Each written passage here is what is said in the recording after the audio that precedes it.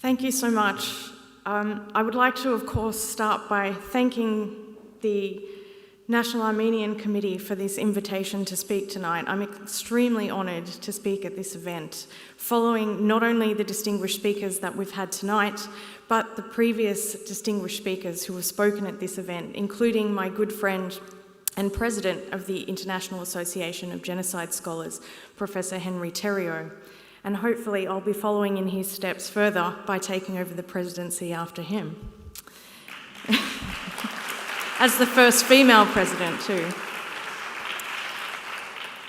I would also like to acknowledge the Camaragal people on whose lands we meet tonight and pay my respects to their elders past, present and future. Tonight I'm going to speak to you about social death, cultural destruction in the context of the Armenian Genocide, with a specific focus on culture in Western Armenia. But first, I wanted to give you an idea. I just have to check that we're working. I wanted to give you an idea of how I ended up in Western Armenia.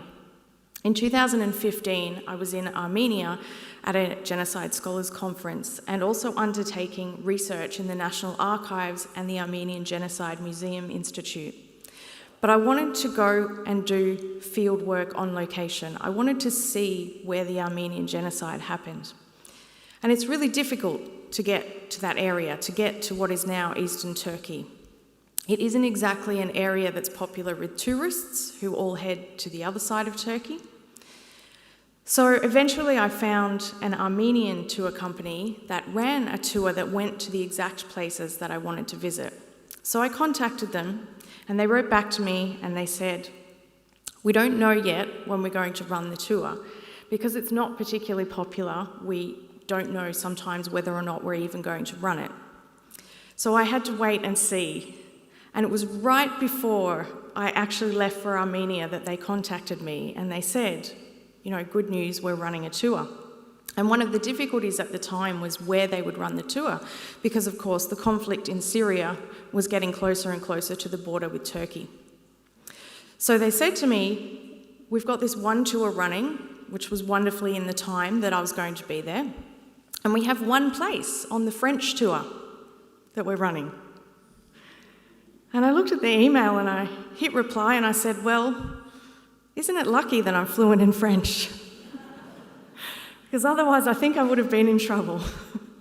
So there I was, ended up on this tour where we travelled from Armenia by land through Georgia into Turkey with a group of mostly retired French people. And it turns out French people complain a lot when they travel. So I ended up as this one Australian ring-in on a tour with this group of French friends. One of them had Armenian heritage, and he wanted to bring his friends to show them Armenia, and they decided to take this tour. And it's lucky they did, because otherwise I wouldn't have had the chance to go. So I'm really honoured to have been able to go there, as I'm yet to meet an Armenian who has had the chance to go to Western Armenia. And it meant that I could go to the places that I've read so much about in my studies and really make a connection and understand about what happened.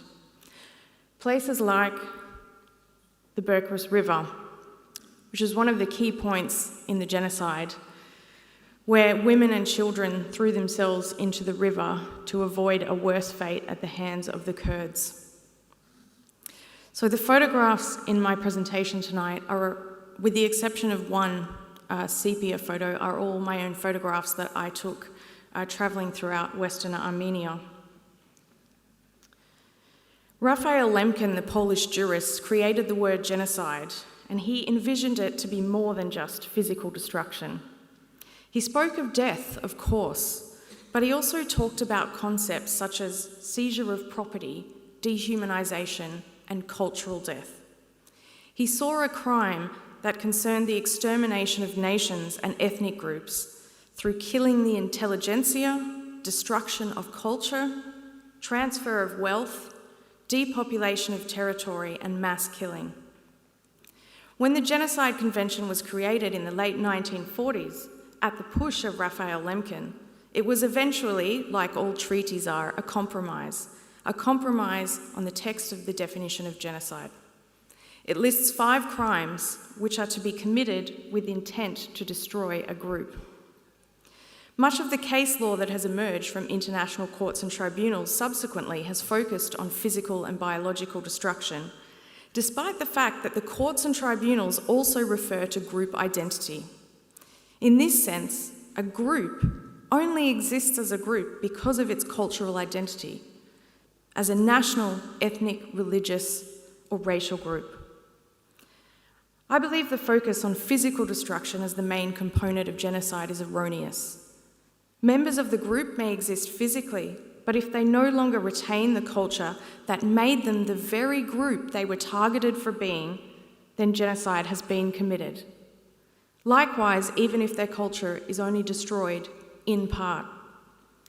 In the case of the Armenian genocide, this cultural loss is quite significant.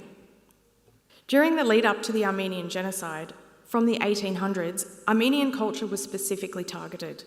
This targeting was an integral part of the genocide process. For example, Armenians were prohibited from conducting their religious observance in ways that would disturb Muslims.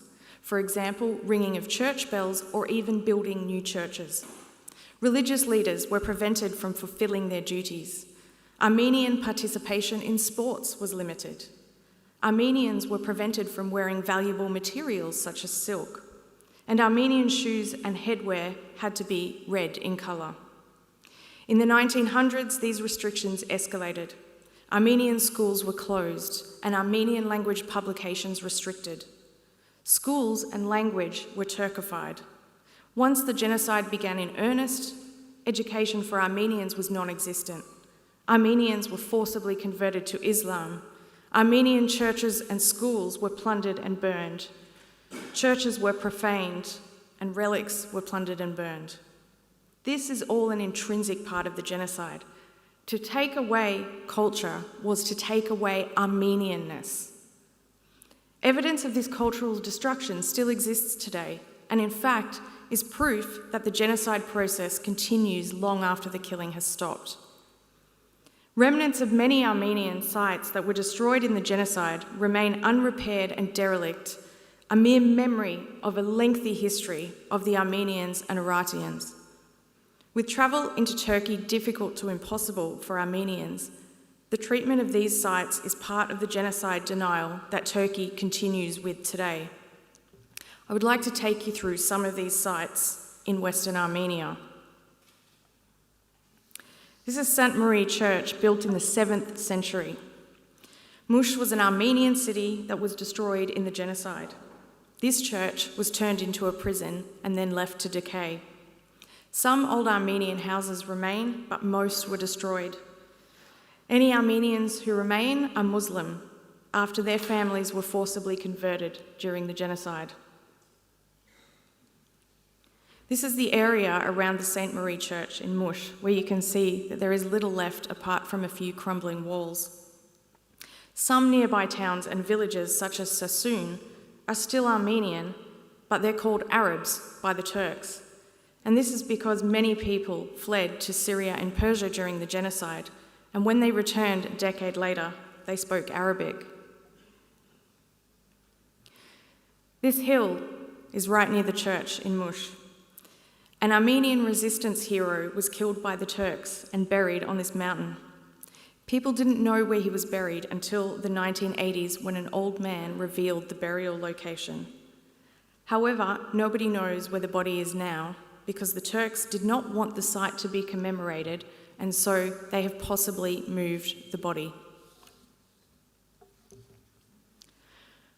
Murat Bridge was originally built in the 13th century across the Euphrates East River near Mush. The strong current in this area makes it a notoriously difficult place to build a bridge. In the 4th century, when Christianity became the national religion of Armenia, Gregory the Illuminator baptized people in this river for conversion, using oil in the water, so it's a very historically important site for Armenians. The village that was near here no longer exists. In 1907, uprisings for freedom began, and a local hero, Gevak Chauch, was killed at this bridge. In 1996, the Turks blew up this bridge to stop it being a site of pilgrimage for Armenians. It was rebuilt in 2009. These are the remnants of the house where celebrated Armenian writer Yegushe Charents lived in Kars until the genocide. A few years ago, it had a roof and it was for sale. Unsurprisingly, Armenians wanted to buy it, but of course then the Turks wouldn't sell, and now the house has been left to fall into ruin.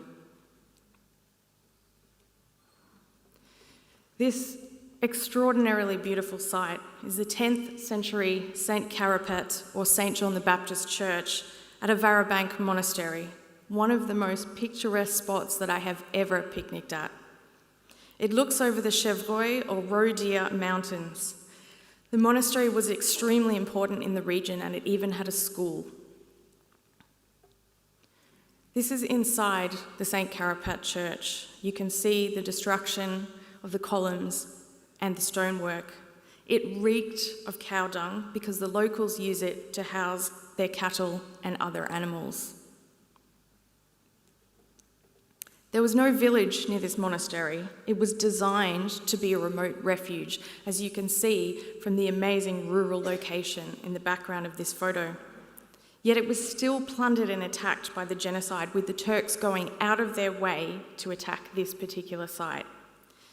These are the remnants of one of the smaller churches on the site, the Church of St. David. One thing that remains here are the tallest khachkars in the world, at 6 metres tall, and I included a photo with me in it so you could see the scale of these amazing monuments here. There are 2 of them still standing, but one of them has fallen down, and you can see from the moss and the lichens that certainly no one is taking care of these beautiful monuments. Varagavank is an 11th century Armenian Apostolic Church monastery, not far from the city of Van. It was rebuilt in the 1300s and restored after an earthquake in the 1600s. Additions were made in the 1600s and 1800s, so it has a lengthy history.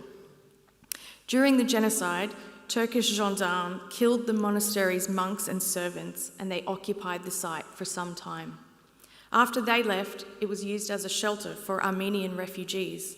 But in late April 1915, the Turkish army attacked, burned and destroyed most of the monastery, with villagers and refugees escaping to the city of Van. More of it was destroyed in the 1960s. Some of it, including a roof over the entrance, which is in the top left-hand corner photo, has collapsed in recent years due to neglect of the site. The monastery was confiscated during the genocide, and now a Turkish journalist and media executive, Fatih Altayli, claims that he owns it. There were rumours that a couple of years ago, the Turkish government wanted to destroy the remains of the site for further development, but I cannot confirm this particular rumour. Van Fortress and the ancient city of Ani are 2 sites that are somewhat cared for by the Turks. However, this care has included the Islamification of these Armenian structures. Van Fortress, built by the Iratians in the 9th to 7th centuries BC, has had an Islamic arch added in, and the Lion's Gate at Ani has had the cross removed from above the lion. Ani is first mentioned by Armenian chroniclers in the 5th century AD as a strong castle built on a hilltop and a possession of the Kamsarakan dynasty. It was a prominent city until its decline in the 14th century, with final abandonment in the mid-18th century. It was rediscovered by archaeologists in the late 18th century. During the genocide, attempts were made to evacuate items from the site, and luckily about 6,000 items were removed. However, anything that remained was either looted or destroyed. In 1921, Soviets signed a treaty with the Turks, giving this area to Turkey. What was left of the Armenian population in these areas was forced to leave, and the still active medieval Armenian churches and monasteries were abandoned. The Akhurian or Arpa River became the new border between Turkey and Armenia. The river and Armenia are clearly visible from the city of Ani. Restoration of Arni has been highly criticised, with poor quality stonework being done, removal of original tiles and stones, and no attempts made at archaeological excavation despite the lengthy history of this site. UNESCO did fund some renovations, but once that funding stopped, so did the renovations.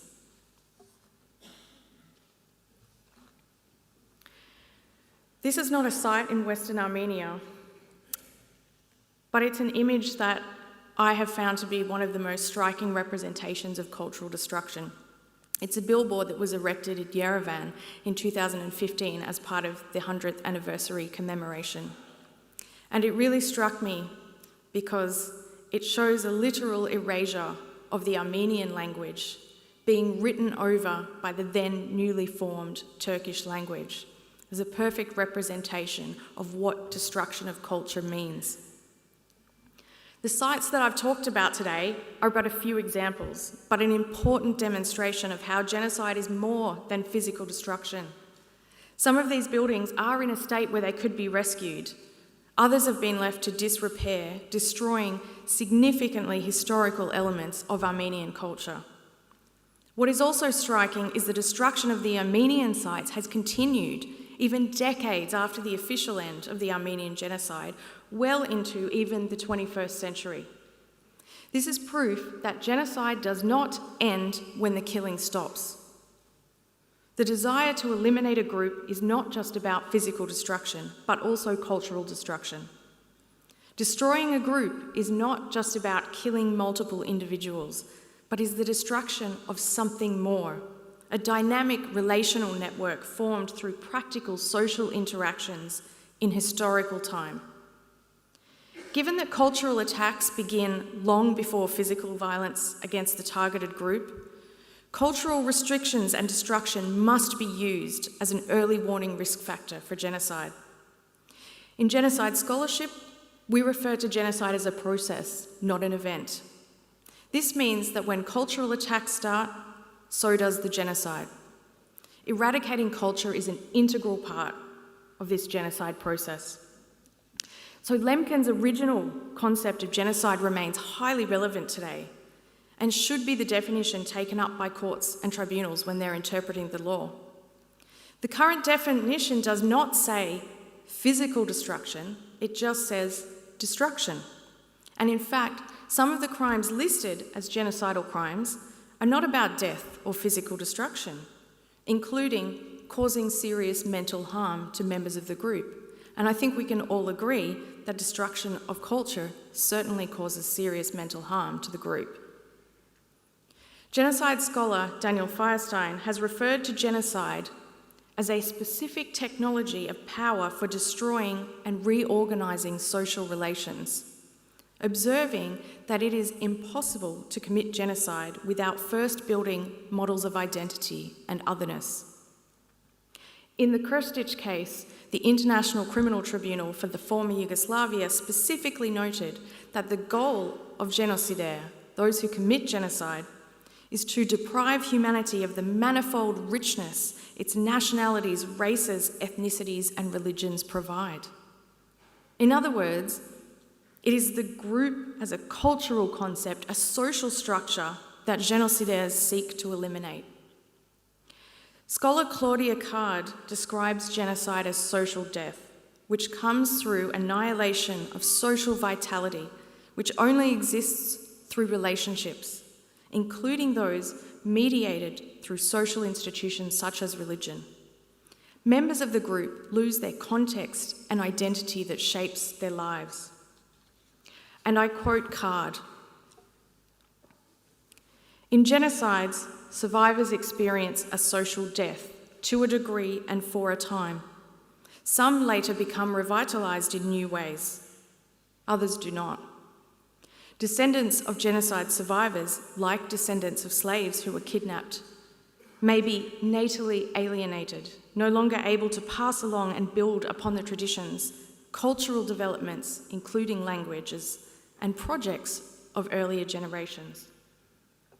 I took this term, social death, from Card as the title of this talk because I feel it's particularly applicable to the Armenian genocide. The Armenian language was targeted through Turkification in education and restriction and denial of Armenian language publications. Armenians were forcibly converted, often the only way to ensure their physical survival. The Armenian Christian religion was specifically targeted for destruction, both the buildings and objects and the religious leaders. The Armenian people were pushed out of their land that Armenians and their ascendants, the Iratians, had inhabited for thousands of years. And I've included this map so you can see the dark outline of historical Armenia compared to how small it is today. With that exclusion from the land, which continues today, the history and culture of Armenia that remains in modern-day Turkey is, if not already dismantled and ravaged, certainly crumbling.